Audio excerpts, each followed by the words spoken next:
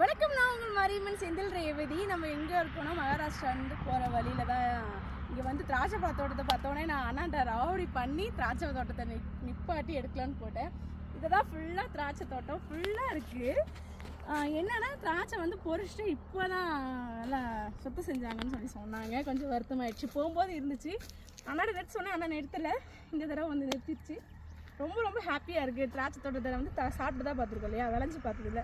அதனால் திராட்சை தோட்டத்தை திராட்சை சரி சந்தோஷத்தில் பேச்ச மாட்டேங்க. திராட்சை செடியை தொட்டு பார்க்குற ஒரு பாக்கியமாக எனக்கு கிடச்சிருக்கு. ரொம்ப ரொம்ப ஹாப்பி, ரொம்ப சந்தோஷம். இது இந்த மாதிரி தான் திராட்சை தோட்டத்தை விளைவிப்பாங்க போல். சூப்பராக இருக்குது. அதுவும் இல்லாத இன்னொரு என்னன்னு பார்த்தீங்கன்னா, இங்கே ஃபுல்லாக மாதுளை பழம் இருக்குது. இங்கே பார்த்தீங்களா, பிச்சராதீங்க, தோட்டக்கார பக்கத்துல இருக்காங்க.